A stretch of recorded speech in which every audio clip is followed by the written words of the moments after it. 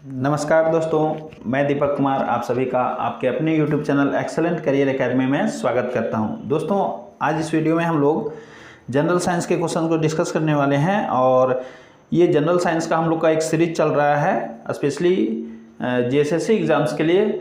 और ये जो हम लोग का सीरीज है वो किसी भी एग्ज़ाम्स को आप लेकर के आप टारगेट कर सकते हैं जिसमें जनरल साइंस का क्वेश्चन पूछा जाता है, तो यहाँ से आपको काफ़ी ज़्यादा हेल्प होने वाला है। ठीक है, तो दोस्तों आप यहाँ पर देखेंगे कि इसमें जितने भी क्वेश्चंस आपको मिलेंगे वे सभी प्रीवियस ईयर पेपर से लिया गया क्वेश्चन है जो कि आपके एग्जाम के लिए काफ़ी ज़्यादा इंपॉर्टेंट हो जाएंगे। ठीक है दोस्तों, तो ये हम लोग का सीरीज़ का जो क्वेश्चन नंबर ये जो सेट रहने वाला है वो सेट नंबर 18 होने वाला है। इसके पहले 17 सेट जो है वो कंप्लीट करा दिया गया है और उसे प्लेलिस्ट उसका जो है वो बना दिया गया है। आप चैनल पर जाकर के सभी वीडियोस को देखें जिससे आपको बहुत ही ज़्यादा फायदा पहुंचने वाला है। ठीक है दोस्तों, तो चलिए हम लोग देखते हैं आज हम लोग का इस सीरीज का जो ये वीडियो है इसमें कौन कौन सा क्वेश्चन आने वाला है। तो देखिए, सबसे पहला क्वेश्चन जो है आपके स्क्रीन पर दिख रहा है। तो यहाँ सबसे पहले कहता है प्रिज्म के माध्यम से सबसे ज़्यादा कौन सा रंग विचलित होता है। प्रिज्म के माध्यम से यानी कि अगर हम लोग देखेंगे कि किसी भी लाइट को यानी कि श्वेत प्रकाश को अगर प्रिज्म से गुजारते हैं, अगर हम लोग देखेंगे कि किसी भी श्वेत जो लाइट होता है जिसको वाइट लाइट बोलते हैं उसको अगर हम लोग प्रिज्म से गुजारते हैं ना दोस्तों, तो प्रिज्म से जब एक साइड से गुजारते हैं दूसरी साइड से निकलता है तो ये जो है वो 7 रंगों में विभक्त हो जाता है। कितने रंगों में विभक्त हो जाता है? 7 रंगों में विभक्त हो जाता है। ठीक है, तो यहाँ पर हम लोग देखेंगे कि इसमें जो लाइट जा करके दूसरे साइड से निकलता है तो ये टूट जाता है। कितना? 7 पार्ट में टूट जाएगा।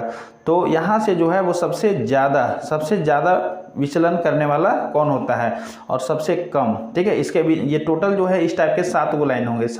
1 2 हो गया, 3 4 5 6 और ये 7 मान लीजिए। ठीक है, तो इस तरह से ये यहाँ पर डायग्राम बनाने में थोड़ा प्रॉब्लम होता है, इसे आप मैनेज कर सकते हैं। ठीक है, तो देखिए दोस्तों यहाँ पर सबसे ज़्यादा विचलन जो होता है वो किसका होता है? बैंगनी कलर, जिसको हम लोग वायलेट बोलते हैं। और सबसे कम विचलन किसका होता है? रेड का होता है। सबसे कम किसका होता है?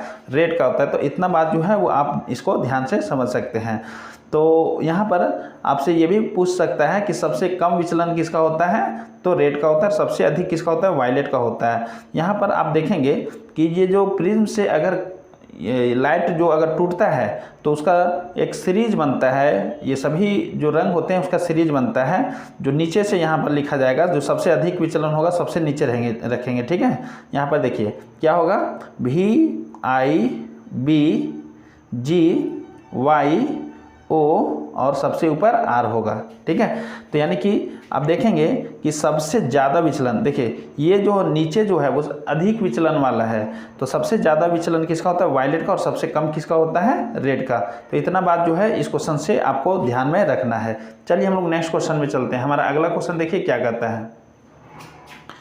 हमारा नेक्स्ट क्वेश्चन है, कहता है निम्नलिखित में से कौन एक जैविक सामग्री है जिसे ईंधन के अक्षय स्रोत के रूप में इस्तेमाल किया जाता है। दोस्तों, अक्षय स्रोत मतलब कहने का मतलब है कि वो ईंधन जो है वो समाप्त होने वाला नहीं है और जिसे हम लोग प्राप्त कर सकते हैं इजीली, मतलब बार बार उसे हम लोग प्राप्त कर सकते हैं। इस टाइप का कुछ होता है, इसे हम लोग अक्षय स्रोत बोलते हैं। तो यहाँ पर कहता है कौन सा जो है जैविक सामग्री जिसे ईंधन के अक्षय स्रोत के रूप में इस्तेमाल किया जाता है। तो इसका राइट आंसर होगा दोस्तों बायोमास। क्या होगा? बायोमास।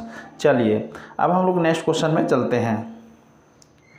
हमारा अगला क्वेश्चन जो है क्वेश्चन नंबर 3 कहता है टरबाइन निम्नलिखित में से कौन सी ऊर्जा को विद्युत ऊर्जा में बदलता है। दोस्तों, आप देखे होंगे जो पवन चक्की लगा हुआ होता है उसमें बड़े बड़े ब्लेड्स लगे होते हैं। तो यहाँ उसमें जो टरबाइन होता है, ठीक है, तो वो जो टरबाइन जब घूमता है तो वो यांत्रिक ऊर्जा को विद्युत ऊर्जा में बदलता है। तो इसका राइट आंसर क्या होगा? यांत्रिक ऊर्जा को विद्युत ऊर्जा में बदलता है, यानी कि आपका राइट आंसर क्या होगा? यांत्रिक ऊर्जा। ठीक है, ऑप्शन नंबर बी जो है वो आपका बिल्कुल करेक्ट आंसर होगा। चलिए हम लोग नेक्स्ट क्वेश्चन में चलते हैं। हमारा अगला क्वेश्चन क्या है देखिए, कहता है परमाणु के नाभिक में कौन सा ऊर्जा संग्रहित होता है? परमाणु के नाभिक में कौन सा ऊर्जा संग्रहित होता है? तो इसका राइट आंसर होगा दोस्तों, परमाणु के नाभिक में जो होता है वो परमाणु ऊर्जा संग्रहित होता है। इसे आप ध्यान में रखेंगे।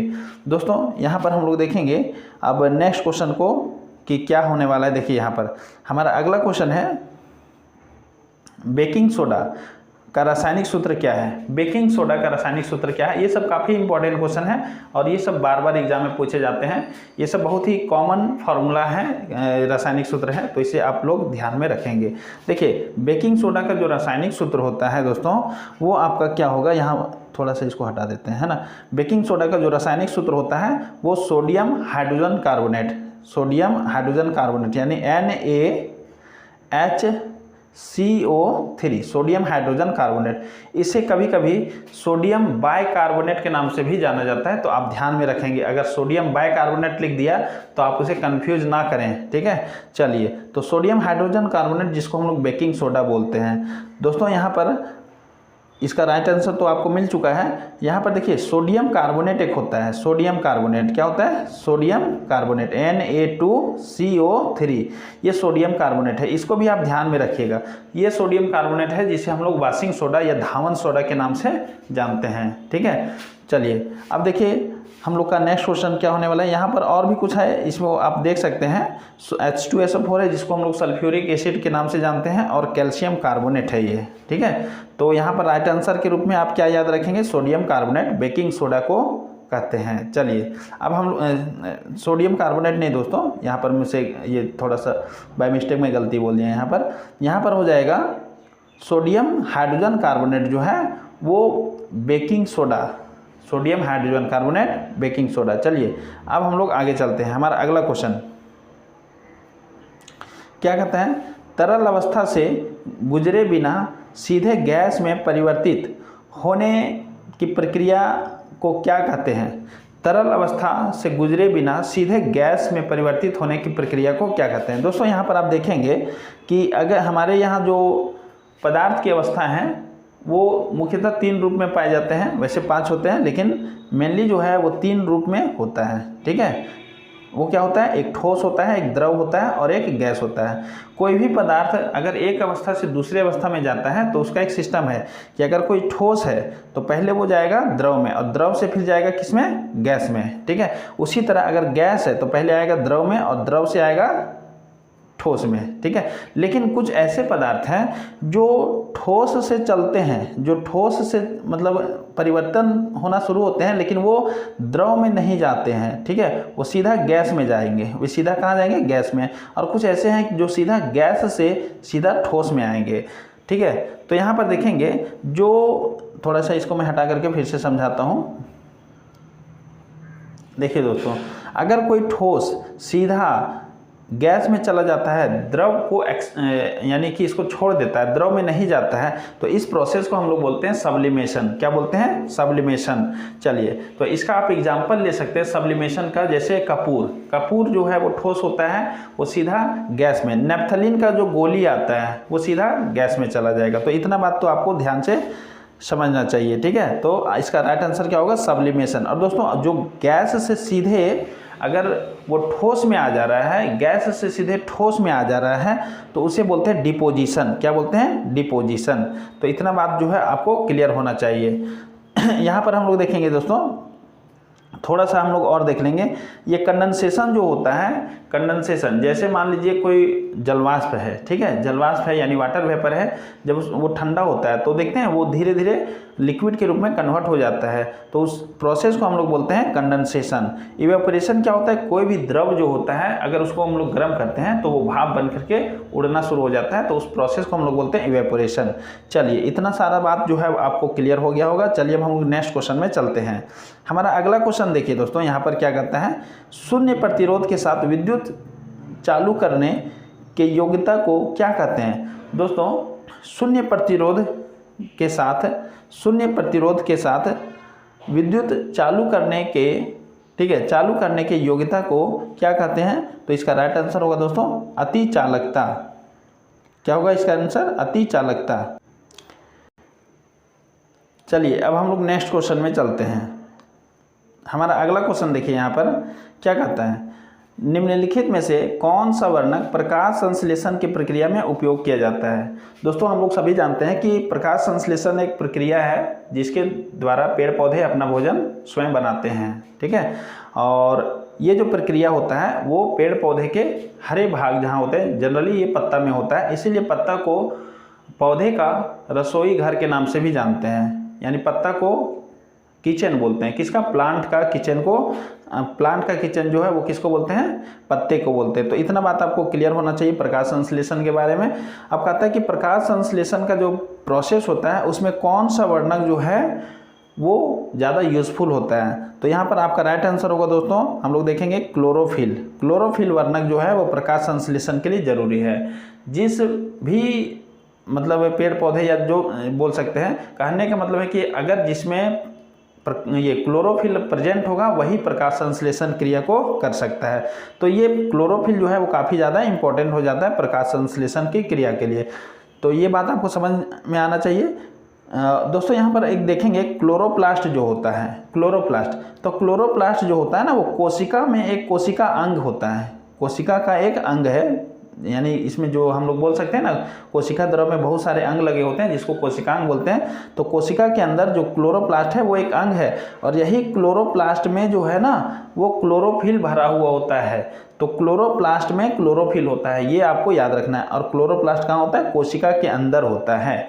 चलिए अब हम लोग नेक्स्ट क्वेश्चन में चलते हैं। हमारा क्वेश्चन नंबर कितना होगा, 9। क्वेश्चन नंबर 9 क्या कहता है, निम्नलिखित में से किस पौधे का बीज मसाले के रूप में प्रयोग किया जाता है। किस पौधे का जो बीज है वो मसाले के रूप में प्रयोग किया जाता है। तो इसका राइट आंसर होगा दोस्तों सरसों। सरसों जो है इसे मसाले के रूप में भी यूज किया जाता है। देखिए हमारा क्वेश्चन नंबर 10 क्या कहता है, निम्नलिखित में से कौन सा कार्य मस्तिष्क का है। यहाँ पर जो आपको दिया हुआ है कौन सा कार्य मस्तिष्क का है ये आपको ध्यान में देखना है। तो दोस्तों यहाँ पर देखेंगे सोचना, सोचने का काम भी तो मस्तिष्क के ही किया जाता है। हृदय की धड़कन को नियंत्रित करना ये भी मस्तिष्क का काम है। और दोस्तों शरीर को संतुलित रखना ये भी मस्तिष्क का काम है। कहने का मतलब है कि हमारे शरीर में जितने भी प्रकार के कार्य होते हैं, जितने भी तरह के काम होते हैं, वो सब का संचालन जो है वो मस्तिष्क करता है। हमारे शरीर का कोई भी ऐसा पार्ट ना है जो मस्तिष्क उसको कंट्रोल नहीं करता है। तो यहाँ पर सारा काम जो है वो मस्तिष्क पर ही डिपेंड करता है, ठीक है दोस्तों। तो यहाँ पर आपका राइट आंसर क्या होना चाहिए, उपरोक्त सभी। क्या होना चाहिए, उपरोक्त सभी। तो दोस्तों यहाँ पर मैं आपके लिए एक क्वेश्चन छोड़ रहा हूँ, आपको ये बताना है कि मस्तिष्क के कितने भाग होते हैं, ये आप हमें कमेंट बॉक्स में बताइए, ठीक है दोस्तों। तो दोस्तों अगर ये वीडियो अच्छा लगा हो तो आप इस वीडियो को लाइक कीजिए, और हमारे चैनल को अगर अभी तक आपने सब्सक्राइब नहीं किया है तो हमारे चैनल को ज़रूर सब्सक्राइब कर लीजिए, और वीडियो को अपने दोस्तों के बीच में शेयर करें। तो दोस्तों इस वीडियो में इतना ही, अब हम लोग मिलते हैं नेक्स्ट वीडियो में। वीडियो देखने के लिए धन्यवाद।